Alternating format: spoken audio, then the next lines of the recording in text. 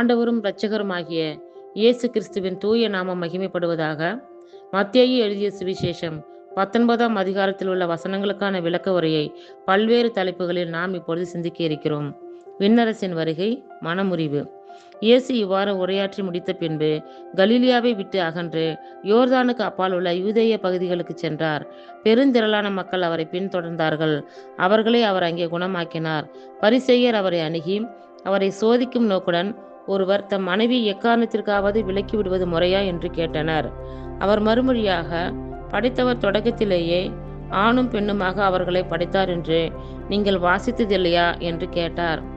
மேலும் அவர், இதனால் கணவன் தன் தாய் தந்தையை விட்டுவிட்டு தன் மனைவியுடன் ஒன்றித்திருப்பான், இருவரும் ஒரே உடலாய் இருப்பர், இனி அவர்கள் இருவர் அல்லர், ஒரே உடல். எனவே கடவுள் இணைத்ததை மனிதர் பிரிக்காதிருக்கட்டும் என்றார். அவர்கள் அவரிடம், அப்படியானால் மனமுறிவு சீட்டை கொடுத்து மனைவி விலக்கி விடலாம் என்று மோசே கட்டளையிட்டது ஏன் என்று கேட்டார்கள். அதற்கு அவர், உங்கள் கடின உள்ளத்தின் பொருட்டே உங்கள் மனைவியரை விலக்கி விடலாம் என்று மோசே உங்களுக்கு அனுமதி அளித்தார். ஆனால் தொடக்கம் முதல் அவ்வாறு இல்லை. பரத்தமையில் ஈடுபட்டதற்காக அன்றி வேறு எக்காரணத்திற்காவது தன் மனைவியை விலக்கிவிட்டு வேறொரு பெண்ணை மணப்பவன் எவனும் விபச்சாரம் செய்கிறான் என நான் உங்களுக்கு சொல்லுகிறேன் என்றார். அவருடைய சீடர்கள் அவரை நோக்கி, கணவன் மனைவி உறவு நிலை இத்தகையது என்றால் திருமணம் செய்து கொள்ளாதிருப்பதே நல்லது என்றார்கள். அதற்கு அவர், அருள் கொடை பெற்றவரன்றி வேறு எவரும் இக்கூற்றை ஏற்றுக்கொள்ள முடியாது. சிலர் பிறவிலேயே மனமுறிவு கொள்ள முடியாதவராய் இருக்கின்றனர். வேறு சிலர் மனிதரால் அந்நிலைக்கு ஆளாக்கப்படுகின்றனர் மற்றும் சிலர் விண்ணரசின் பொருட்டு அந்நிலைக்கு தம்மையே ஆளாக்கிக் கொள்கின்றனர். இதை ஏற்றுக்கொள்ளக்கூடியவர் ஏற்றுக்கொள்ளட்டும் என்றார். சிறு பிள்ளைகளுக்கு ஆசி வழங்குதல். பின்னர் சிறு பிள்ளைகள் மேல் இயேசு தம் கைகளை வைத்து வேண்டுதல் செய்யுமாறு அவர்களை சிலர் அவரிடம் கொண்டு வந்தனர். சீடரோ அவர்களை அதட்டினர். ஆனால் இயேசு, சிறு பிள்ளைகளை என்னிடம் வரவிடுங்கள், அவர்களை தடுக்காதீர்கள், ஏனெனில் விண்ணரசு இத்தகையோருக்கே உரியது என்றார். அவர்களை தொட்டு ஆசி வழங்கிய பின்பு அவர் அவ்விடத்தை விட்டு சென்றார். இயேசுவை பின்பற்ற விரும்பிய செல்வரான இளைஞர். அப்பொழுது ஒருவர் இயேசுவிடம் வந்து, போதகரே, நிலைவாழ்வை பெற்றுக்கொள்வதற்கு நான் என்ன நன்மை செய்ய வேண்டும் என்று கேட்டார். இயேசு அவரிடம், நன்மையை பற்றி என்னை ஏன் கேட்கிறீர்? நல்லவர் ஒருவரே, நீர் வாழ்வடைய விரும்பினால் கட்டளைகளை கடைபிடியும் என்றார். அவர், எவற்றை என்று கேட்டார். இயேசு, கொலை செய்யாதே, விபச்சாரம் செய்யாதே, களவு செய்யாதே, பொய் சான்று சொல்லாதே, தாய் தந்தையை மதித்து நட, மேலும் உன் மீது நீ அன்பு கூறுவது போல உனக்கு அடுத்திருப்பவர் மீதும் அன்பு கூறுவாயாக என்று கூறினார்.